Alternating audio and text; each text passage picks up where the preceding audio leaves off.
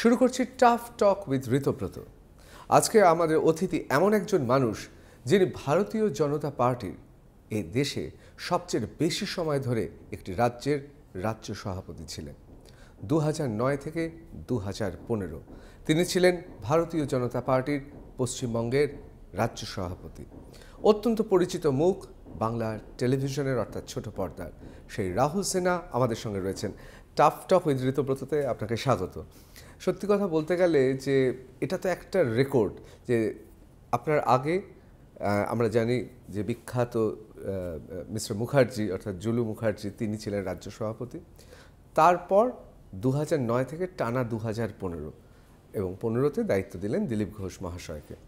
তো এই দীর্ঘ সময় আপনি রাজ্য সভাপতি ছিলেন, এটা তো একটা বিরাট রেকর্ড, মানে আপনার পলিটিক্যাল ক্যারিয়ারে রাজনৈতিক জীবনে একটা বিরাট রেকর্ড।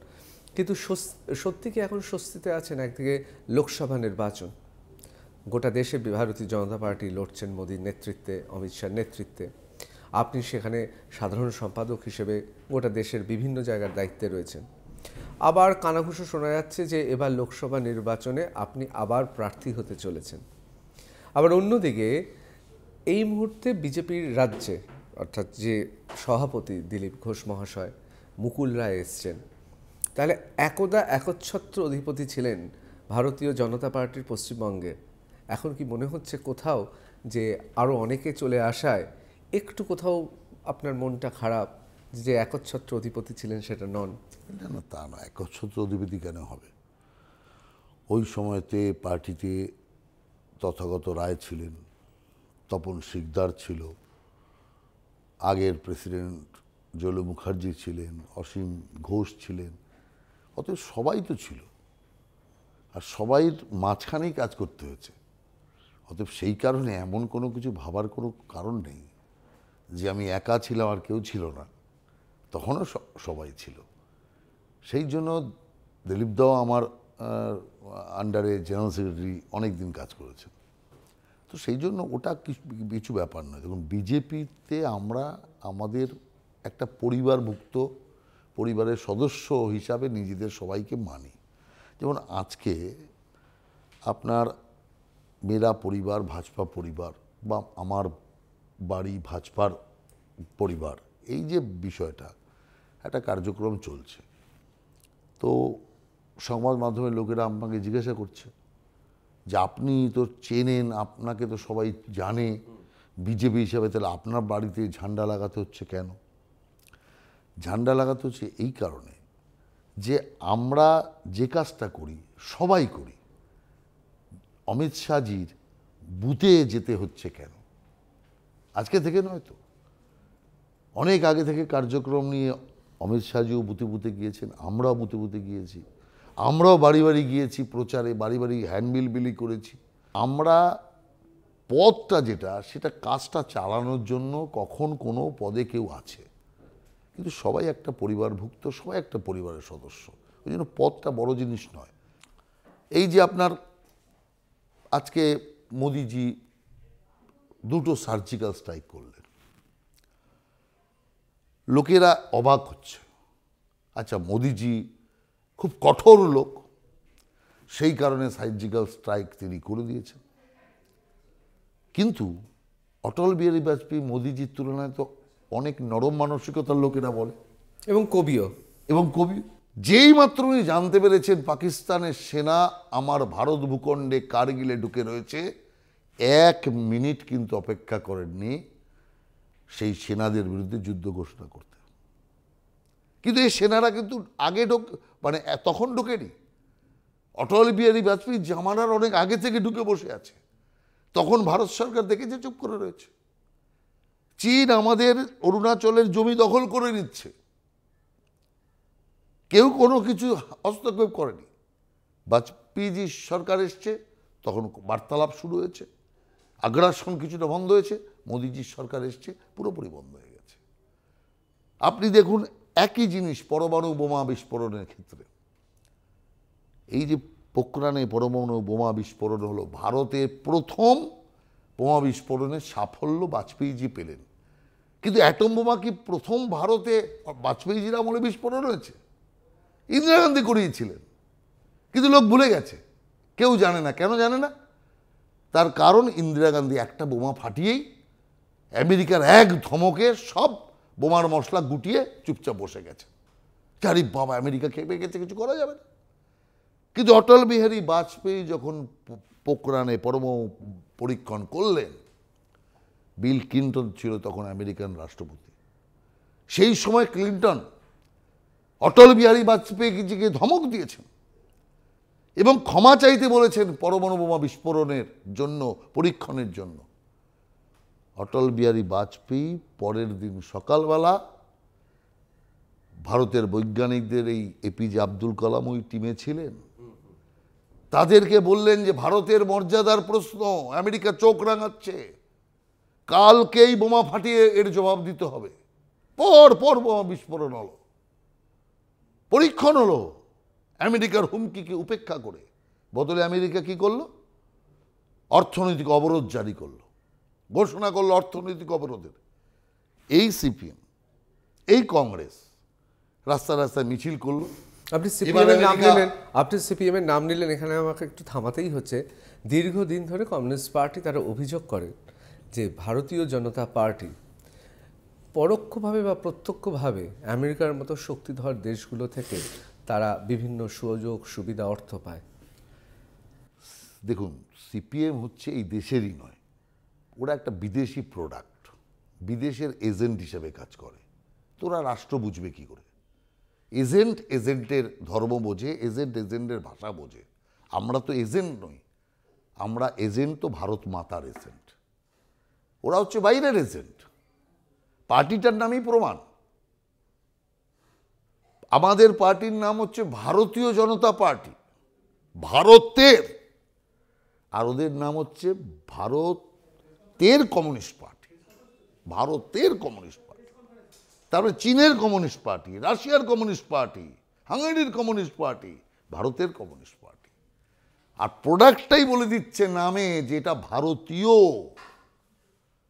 আর সিপিএম প্রোডাক্টটা হচ্ছে, প্রোডাক্টটা বাইরের, ভারতের জন্য বানানো হয়েছে। যে বাজপেয়ীজি আমেরিকাকে উপেক্ষা করে, আমেরিকার ভীতিকে, হুমকিকে উপেক্ষা করে পরমাণু বোমা বিস্ফোরণ তো করলেন, পরীক্ষণ তো করলেন, অর্থনৈতিক অবরোধ জারি করলো, এই সিপিএম। আর কংগ্রেস এই কলকাতা সহ সারা দেশ জুড়ে কংগ্রেস মিছিল করেছে যে এখন আমেরিকা বন্ধ করে দেবে গম, এখন আমেরিকা এইটা বন্ধ করবে, সেটা বন্ধ করবে, ভারত না খেয়ে মরবে, ভারতের মানুষকে না খেয়ে মরার ব্যবস্থা করেছে। বাজপেয়ী যে সেদিনকার বক্তব্য আজকে আমার এখনো মনে পড়ছে, যে এই অর্থনৈতিক অবরোধের কোনো ছায়া ছাপ এই দেশে পড়বে না। যদি একান্তই পড়ে, রাতে যারা 3টে রুটি খান তারা একটা রুটি কম খেলেই চলবে, কেউ একটা রুটিও কম খায়নি। অর্থনৈতিক অবরোধের কোনো চিহ্নও দেখা যায়নি। 2 বছর বাদে বিল ক্লিন্টন নিজে বাজপেয়ীকে ডেকে আমেরিকায় নিয়ে গিয়ে অর্থনৈতিক অবরোধ তুলতে বাধ্য হয়েছিল, ওখানকার আমেরিকান ব্যবসায়ীদের বাণিজ্যিক কারণে চাপের জন্য। তাহলে আপনি বলছেন এটা ভারতীয় জনতা পার্টি, অটল বিহারী বাজপেয়ী না থাকলে এই ঘটনাগুলো ঘটতো না? না, হতো না তো। ওই যে নইলে মনমোহন সিং থাকলে আপনার সেনার মুন্ডু কেটে নিয়ে চলে যেত, আর ভারত সরকার পাকিস্তানি সৈন্যদের বিরিয়ানি খাওয়াতো। ভারত পাক যে এই মুহূর্তে যে সম্পর্ক, যে সন্ধিক্ষণে দাঁড়িয়ে রয়েছে, যে মোড়ে দাঁড়িয়ে রয়েছেন, আপনি কি মনে করছেন যে ভারত সরকার, বিশেষ করে আমি বলবো যে বৈমানিক অর্থাৎ উইং কমান্ডার অভিনন্দন বর্তমান, তাকে পাকিস্তান রিলিজ করা, ছেড়ে দেওয়ার পর আপনার কি কোথাও মনে হচ্ছে না ভারত একটু বেকায়দায় পড়ে গেল? না না, বেকায়দার কিছু নেই তো। পাকিস্তান হচ্ছে উগ্রপন্থীদের দেশ, উগ্রপন্থীদের তীর্থক্ষেত্র।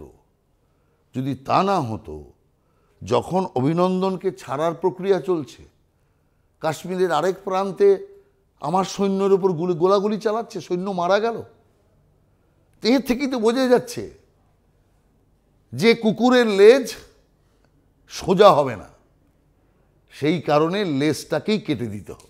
এই যে ভারত পাকিস্তান যে সম্পর্ক, এই যে ভারত পাক সংঘর্ষ, এই যে ভারতবর্ষের বলা হচ্ছে যে সার্জিক্যাল স্ট্রাইক, যেটার ভার্সন বলা হচ্ছে 2.0, আপনার কি মনে হচ্ছে যে এই যে এই ঘটনাগুলো থেকে ভারতীয় জনতা পার্টি লোকসভা নির্বাচনের আগে কোথাও ফায়দা তুলছে?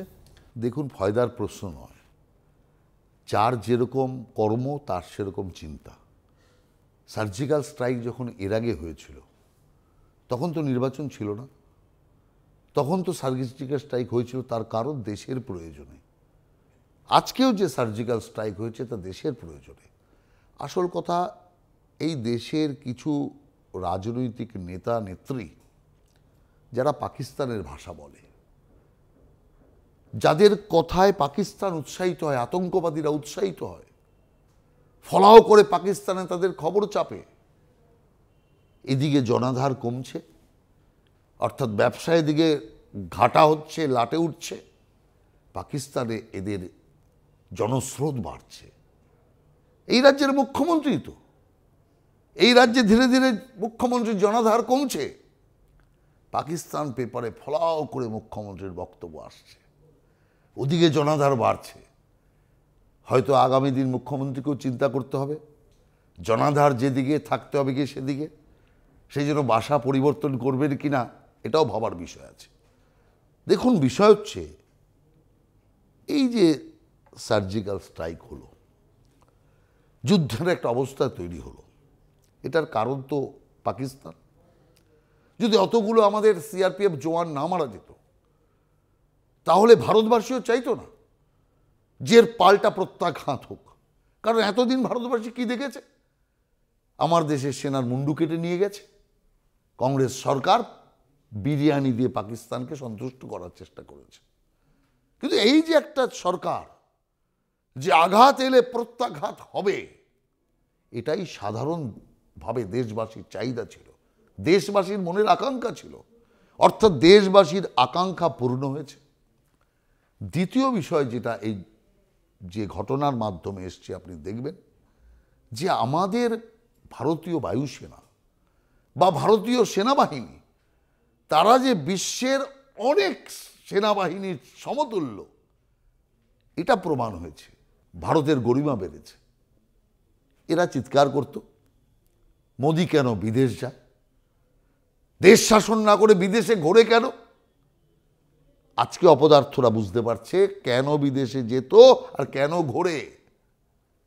আমেরিকা থেকে শুরু করে, রাশিয়া থেকে শুরু করে, জার্মান থেকে শুরু করে, জাপান থেকে শুরু করে, আরব দুনিয়া যারা বরাবর পাকিস্তানকে সমর্থন করে এসছে, তারাও পর্যন্ত এই ঘটনায় ভারতের সঙ্গে দাঁড়িয়েছে। যে চীন প্রতি ক্ষেত্রে পাকিস্তানকে সহযোগিতা করে এসছে, পাকিস্তানের ফেভারে বক্তব্য রেখে এসছে, ভেটো পাওয়ার দিয়ে পাকিস্তানকে বারবার রক্ষা করেছে, সেই চীনও কিন্তু পাকিস্তানের বিপরীত বক্তব্য রেখেছে। অর্থাৎ সারা বিশ্বকে এক জায়গায় মোদিজির কূটনীতি, মোদিজির বিদেশ নীতি সারা বিশ্বের মতকে এক জায়গায় আনতে বাধ্য করেছে। আর পাকিস্তান বুঝে গেছে মোদিজি আর বিজেপি থাকলে বাড়াবাড়ি করা যাবে না। অর্থাৎ অভিনন্দনকে না ছাড়লে গোটা বিশ্বের রাষ্ট্রনায়কদের মত যেমন পাকিস্তানের বিরুদ্ধে যাবে, কিন্তু পাকিস্তান পর্যন্ত ভারতীয় বায়ুসেনা অভিনন্দনের খোঁজে লাহোর পৌঁছে যেতে পারে, করাচি পৌঁছে যেতে পারে। সেই কারণের জন্য, সেই ভয়ে আজকে অভিনন্দনকে ফেরাতে বাধ্য হয়েছে। অটল বিহারী বাজপেয়ী যখন কার্গিল যুদ্ধে গিয়েছিল, সেই সময় তো আমাদের একজন উইং কমান্ডার পাকিস্তানের হাতে ছিল, বাজপেয়ী কিন্তু তাকেও ফিরিয়ে এনেছিল।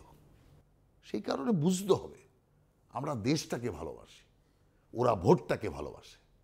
সেই জন্য ভোটের জন্য ওরা যা খুশি তাই করতে পারে, পাকিস্তানের সুরেও কথা বলতে পারে, কিন্তু আমরা পরিষ্কার বলতে চাই, ভোটের জন্য আমরা দেশ মাতৃকাকে ত্যাগ করতে পারবো না, দেশ মাতৃকার স্বার্থকে ত্যাগ করতে পারবো না। ক্ষমতায় আজকে না আসবো তো কালকে আসবো, কিন্তু দেশকে বেঁচে ক্ষমতায় আসবো না।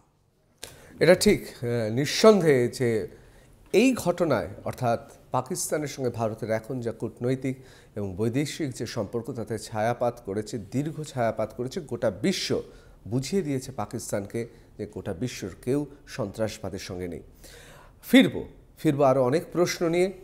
দল ক্রমশ বড় হচ্ছে পশ্চিমবাংলায়, দলে আরও অনেক নতুন মুখ দেখা যাচ্ছে। কিছুটা কি ম্রিয়মাণ পরিচিত বিজেপির মুখ হিসেবে, একমাত্র মুখ হিসেবে পরিচিত এই রাজ্যের রাহুল সিনহা? জানবো, তবে তার আগে একটা ছোট্ট বিরতি।